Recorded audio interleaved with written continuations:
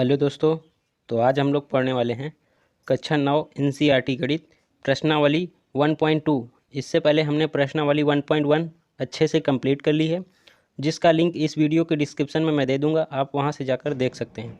तो आज हम लोग प्रश्नावली 1.2 का पहला क्वेश्चन देख लेते हैं। और इससे पहले बता दें, अगर आपने हमारे चैनल गुरु की क्लास को सब्सक्राइब नहीं किया है तो चैनल को सब्सक्राइब कर लीजिए। तो चलिए पहला क्वेश्चन देखते हैं। पहला क्वेश्चन कहता है, नीचे दिए गए कथन सत्य हैं या असत्य हैं, कारण के साथ अपने उत्तर दीजिए। ये वाले क्वेश्चन जो 3 दिए या सत्य हैं हमें बताना है। तो पहला क्वेश्चन है, प्रत्येक अपरिमेय संख्या एक वास्तविक संख्या होती है। पहले हम अपरिमेय के बारे में जान लेते हैं और वास्तविक संख्या के बारे में जान लेते हैं। चलो ये देखते हैं। तो संख्याएं मैंने पिछली वीडियो में भी बताया था। संख्याएं हमारी स्टार्ट होती हैं समित संख्या, जिसे हम कॉम्प्लेक्स नंबर बोलते हैं। ये हमारी a+ib के फॉर्म में होती है, ठीक है। ये हमारी काल्पनिक संख्या होती है और ये हमारी वास्तविक संख्या होती है। तो समित संख्या को हम 2 प्रकार से विभाजित करते हैं, वास्तविक संख्या जिसको हम रियल नंबर बोलते हैं, और एक होती है काल्पनिक संख्या जिसे हम इमेजिन नंबर बोलते हैं, ठीक है। इसको हम कक्षा 11वीं में पढ़ते हैं। वास्तविक संख्या पे हम फोकस रखते हैं। देखो, वास्तविक संख्या को हम 2 प्रकार से विभाजित करते हैं, परिमेय संख्या और अपरिमेय संख्या। परिमेय संख्या और अपरिमेय संख्या, ठीक है। देखो, परिमेय संख्या क्या होती है? परिमेय संख्या होती है जो p/q के रूप में होती है, ठीक है। q बराबर डज नॉट इक्वल टू 0, जहाँ p और q एक पूर्णांक है। पूर्णांक तो बताया था ना मैं पिछली वीडियो में, बताया पूर्णांक क्या। जहाँ p और q पूर्णांक है और इन दोनों का HCF जो होना चाहिए वो 1 आना चाहिए। HCF मतलब माशा 1 आना चाहिए, ठीक है। अपरिमेय संख्या क्या होती है? जिसे हम p/q के रूप में नहीं लिख सकते, ठीक है, के रूप में नहीं लिख सकते।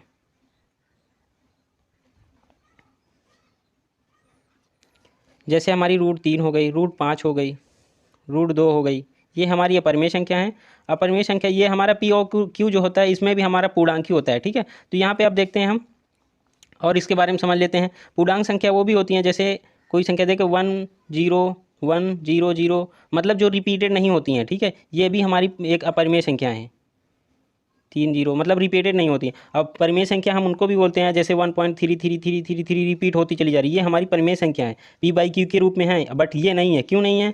क्योंकि हम इसको जो है कि p/q के रूप में लिख लेते हैं। p/q के रूप में कैसे लिखते हैं? 1 प्लस जितने भी 3, जैसे हमारा 3 रिपीट कर रहा है, केवल एक 3 रिपीट कर रहा है, तो हम इसको 3/9 कर लेते हैं, ठीक है। आगे वीडियो में हम सीखेंगे ये चीज़, ठीक है। तो ये भी हमारी जो होती है 1 रिपीटेड जो संख्या होती है वो हमारी परिमेय संख्या होती है, और जिसमें रिपीट नहीं होता है वो हमारी अपरिमेय संख्या होती है। तो देखो, इसमें बोल रहा है क्वेश्चन में, प्रत्येक अपरिमेय संख्या एक वास्तविक संख्या होती है। देखो, अपरिमेय संख्या जो है कि वास्तविक संख्या के अंतर्गत है कि नहीं? वास्तविक संख्या के अंतर्गत अपरिमेय संख्या है। जो ये अपरिमेय संख्या है √3 √5 √2, ये हमारी वास्तविक संख्या है कि नहीं है? क्योंकि जो √3 है ये हमारी, ये √3 है, √5 है, √2 है, इसी के अंतर्गत है ना, वास्तविक संख्या के अंतर्गत है, तो ये हमारी वास्तविक संख्या है। अगर पूछे 1/2 1/3 1/4, ये वास्तविक संख्या है कि नहीं? ये परिमेय संख्या है। तो ये परिमेय संख्या है तो मतलब वास्तविक संख्या है, अपरिमेय संख्या है तो मतलब वास्तविक संख्या है, क्योंकि इसके अंतर्गत दोनों आ रही हैं, ठीक है। तो ये हमारा क्वेश्चन क्या हो जाएगा? पहला क्वेश्चन हो जाएगा सत्य। तो यहाँ पे आपको लिख भी लेना है, कारण अगर पूछे तो आपको कारण जरूर डाल देना है, क्योंकि कारण सही रहता है, ठीक है। तो यहाँ आपको कारण में लिखना है, क्योंकि दूसरा पेन ले लेते हैं, क्योंकि वास्तविक संख्या भी होती हैं। क्योंकि वास्तविक संख्या भी होती है, मतलब वास्तविक संख्या अपरिमेय, जो कारण पूछ रहा है अपरिमेय संख्या एक वास्तविक संख्या होती है, क्योंकि वास्तविक संख्या होती हैं कौन? वास्तविक अपरिमेय संख्या, ठीक है। तो अब अगला क्वेश्चन देख लेते हैं। अगला क्वेश्चन है हमारा सेकंड नंबर, संख्या रेखा का प्रत्येक बिंदु √m के रूप में होता है, जहां m और एक प्राकृत संख्या है। तो इसको हम समझ लेते हैं, क्योंकि ये क्वेश्चन बहुत डाउटफुल आता है, तो इसको हम समझ लेते हैं अच्छे तरीके से। देखो, संख्या रेखा क्या होती है? पहले हम प्राकृत संख्या बोल रहा है, तो प्राकृत संख्या के बारे में समझ लेते हैं। प्राकृत संख्या क्या होती है? प्राकृत संख्या होती है जिसे mn से प्रदर्शित करते हैं। एक होती है, एक जीरो नहीं होता, जीरो पूर्ण संख्या में होता है। एक होती है, 2 होती है, 3 होती है, 4 होती है, डट अनंत तक होती है, ठीक है। अब संख्या रेखा को हम कैसे प्रदर्शित करते हैं? तो संख्या रेखा को प्रदर्शित करने हम प्रदर्शित बता रहे हैं आपको। देखो यहाँ पे 0 है, इसमें हमारे सभी धनात्मक संख्या होती हैं 1 2 3 4 5 ये डट डट डट अनंत तक, ठीक है। और इधर माइनस वाली भी संख्या होती हैं 3 -4 -5 -6, इस तरह का हमारे डट डट डट इधर, ठीक है। ये हमारी संख्या रेखा है। इसमें बोल रहा है, देखो अब यहाँ पे एक चीज़ और समझना है, ये जो हमारा 1 और 2 है, 2 और 3 है, और 3 के बीच में क्या क्या हो सकता है, 2 और 3 के बीच में जैसे 2.1 भी हो गया, 2.12 हो गया, 2.13 हो गया, 2.1, मतलब अनंत संख्याएं होती हैं इसके बीच में, ठीक है।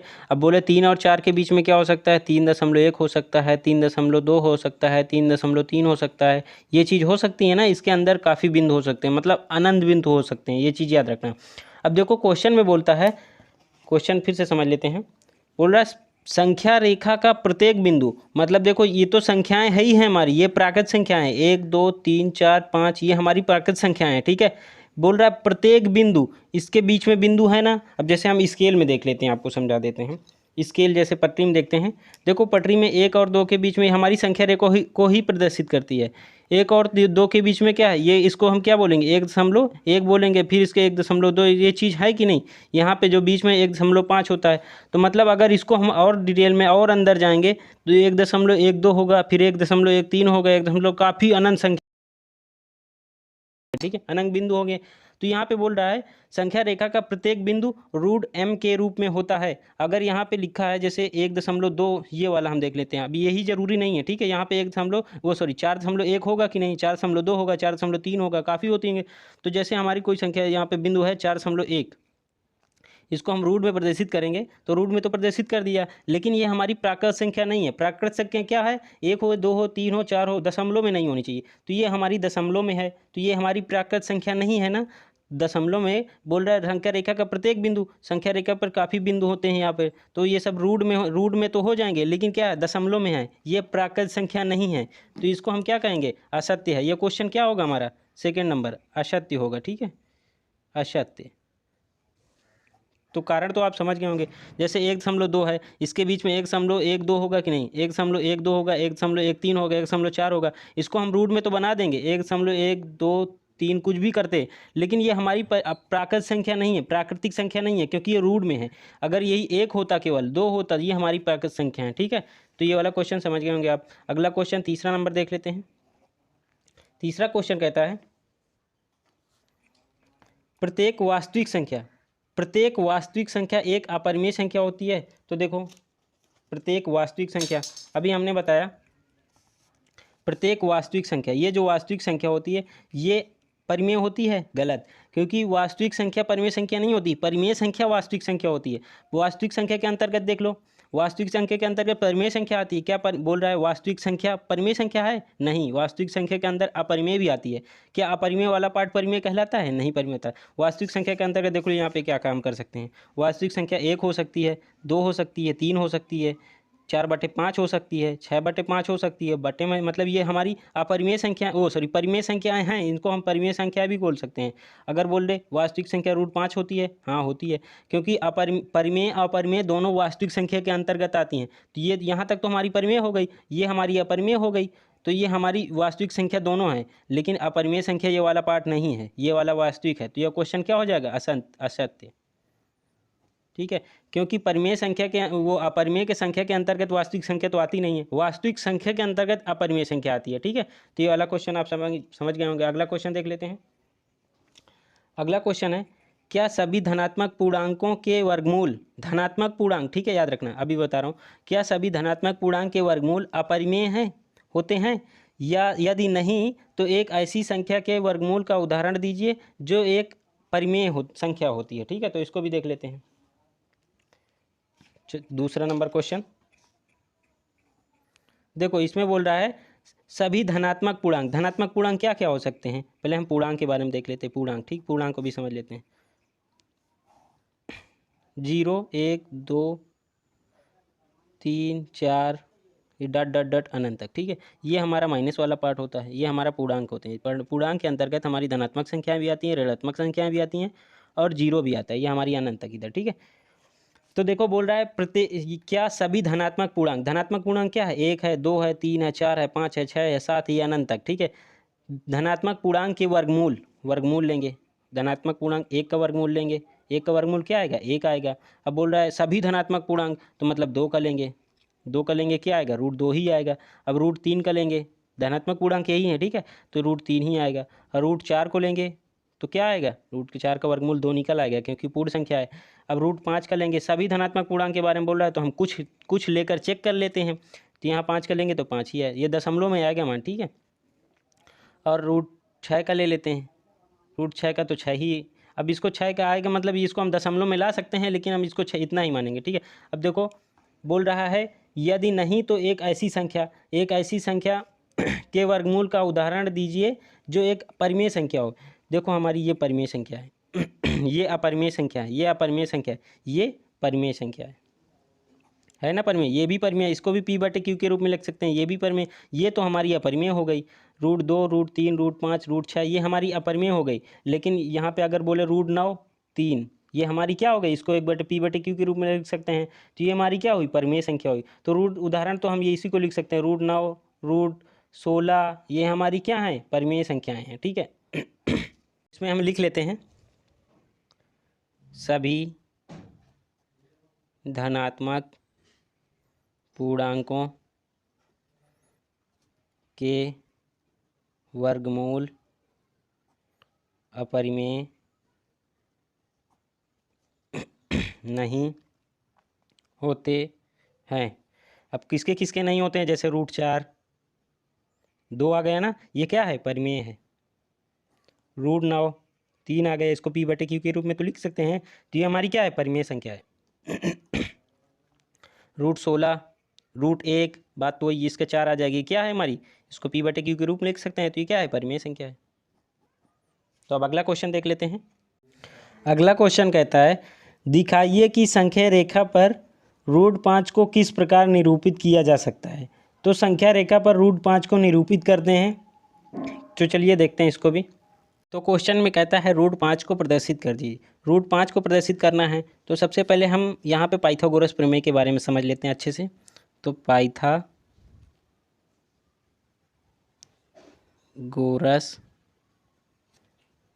प्रमेय से, पाइथागोरस प्रमेय क्या होती है, पहले एक समकोण त्रिभुज बना लेते हैं।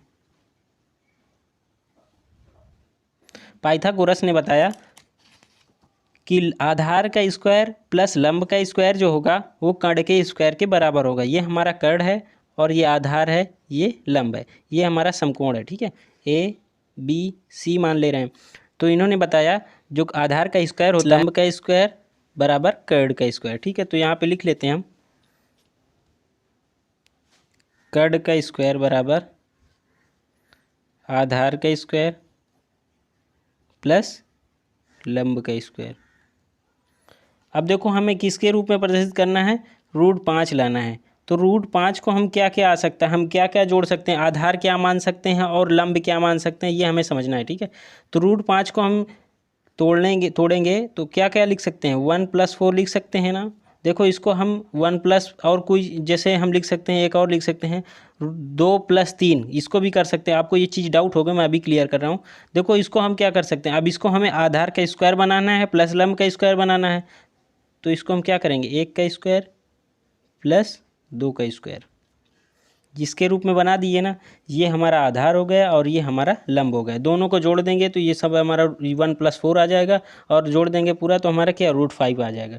अब आपके बीच में एक ये चीज़ डाउट होगा कि √5 को हम 2 + √3 भी तो बना सकते हैं, लेकिन देखो अब यहाँ पे हम स्क्वायर करेंगे तो ये हमारा क्या हो जाएगा, ये हमारा √2 का बनेगा, स्क्वायर √2 का स्क्वायर कर देंगे तो हमारा 2 ही आएगा।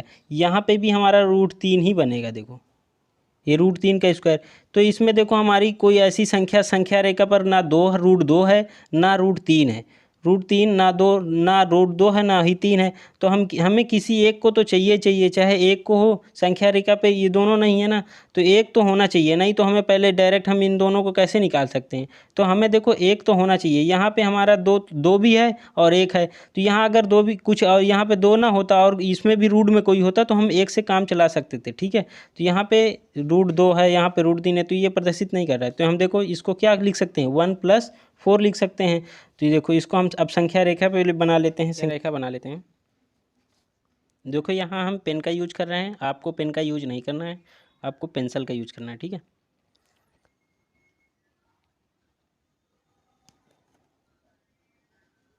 यहाँ हमारा 0 है, ठीक है।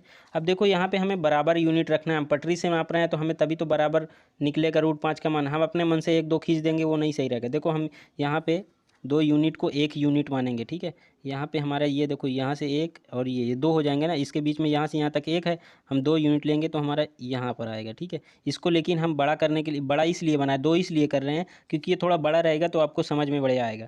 तो यहाँ हम 1 ही यूनिट मानते हैं, यहाँ पर 1 है, ठीक है। अब इससे आगे फिर 2 फिर और नाप लेंगे, तो यहाँ से 1 और ये 15, हम उल्टा कर रहे हैं, हालांकि ऐसे करते यहाँ से फिर भी देखो वैसे ही है, 1 यूनिट ये, एक यहाँ से 2 आ रहा है, फिर यहाँ से आगे देखेंगे तो ये 2 यूनिट आ रहा है, दोनों बराबर। तो मतलब अब इसको हम 2 कर लेंगे।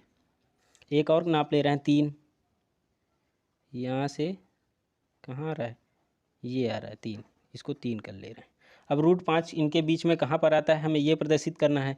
तो देखो सबसे पहले हम ये करते हैं, हमें एक चांदे की भी आवश्यकता होती है, ठीक है। अब देखो रूट 5 को हम क्या क्या करें हैं, 1+4 कर रहे हैं। अब आधार को हम चाहे 1 मान लें, इसको मान लें, इतना इतने से अच्छा है। हम एक 4 क्या है हमारा, 2 है, दो है ना, 1+2 के रूप में बनाना है। तो चाहे हम इसको आधार मान लें, चाहे हम इसको लंब मान लें, चाहे इसको लंब मान लें, चाहे इसको आधार मान लें, किसी से भी मान लें, हमारा जो चित्र बनेगा जो हमारा वो सही प्रदर्शित होगा, ठीक है। तो यहाँ पे हम इसको 2 मान लेते हैं, आधार हमारा 2, हम इसको आधार मान लेते हैं। हमने फिर बताया कि हम चाहे 1 को आधार मान लें, चाहे 2 को आधार मान लें, ठीक है। तो हम यहाँ तक 2 इसको मान ले, आधार को मान ले रहे हैं, ठीक है, आधार को 2 मान ले रहे हैं। तो यहाँ पे अब जब 2 मान लिए तो हम इसको देखो, पहले हम 90 अंश मिलाएंगे। 90 अंश हमारा कहाँ आ रहा है, ये, ठीक है, ये सीधा। हम इसको पहले लाइन खींच देंगे इसमें से, ये अब हमारी 90 अंश बन गई, ठीक है। नीचे हमने आधार में कितनी यूनिट ली थी, 2 ली थी ना। अब ऊपर हमें कितना लेना है, 1 लेना है। तो देखो यहाँ पे हम 1 यूनिट लेंगे। 1 हमने किसके स्केल के हिसाब से मैंने 2 माना था ना, 2 यूनिट।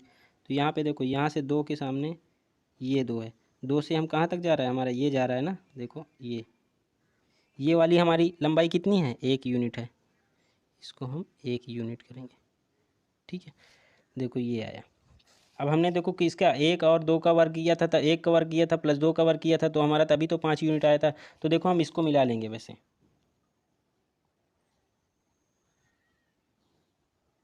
ये जो हमारी लंबाई निकली है ये रूट 5 निकली है, ठीक है, क्योंकि हम 2 का स्क्वायर किए और 1 का स्क्वायर करे तभी तो हमारा रूट 5 आया था। तो ये हमारी लंबाई क्या है, ये हमारी रूट 5 लंबाई है, ठीक है। अब हम प्रकार लेंगे, प्रकार ले लेते हैं। यहाँ पे आपको पेंसिल से ही यूज करना है। अब रूट 5 की लंबाई नाप लेनी है हमें, यहाँ रखना है और इसको बढ़ा देना है, रूट 5 तक ले जाना है, ठीक है। ये देखो, ये हमारा रूट 5 तक गया, गया ना रूट 5 तक। अब हमें इसको यहाँ पे काट देना है। ये जो हमारा यहाँ पे आया है, ये यही तक हमारा रूट 5 है, ठीक है। यही रूट 5 यही को प्रदर्शित करता है। इसको हम कोई बिंदु मान लेते हैं, मान लिया ई, ठीक है। ये हमारा ओ है, ये हमारा ई। तो अब हम यहाँ पे लिख देंगे ओ ई बराबर रूट 5, ठीक है। यही हमारा प्रदर्शित हो जाएगा। और इसमें क्या है, देखो हमने पूरा समझाया कि हम इसमें आधार और लंब, जब हमारा पहले हम इसको 5 को, या हमें कोई भी, अगर हमें देखो जैसे यहाँ पे दे रखा है रूट 3 को बनाना है, रूट 3 को प्रदर्शित करना है, तो रूट 3 को हम कैसे तोड़ सकते हैं, 1+2, पहले ऐसे ही तोड़ेंगे ना। अब देखो इनका स्क्वायर करेंगे, 1 का स्क्वायर बनेगा, ये हमारा किसका, रूट 2 का। अब देखो हम आधार तो इसको मान सकते हैं ना, आधार इसको मान सकते हैं। अब हमारा रूट 2 तो है नहीं, अब रूट 2 को हम पहले निकालेंगे। रूट 2 को पहले हम इसको भी आधार मान के, इसको आधार मान लेंगे, इसको भी लंब मानेंगे, एक और दोनों, एक को भी आधार मानेंगे और लंब को भी 1 मानेंगे। फिर हम रूट 2 का मान निकालेंगे, फिर रूट 2 से मान निकालने के बाद फिर हम रूट 3 का मान निकालेंगे। तो ठीक है,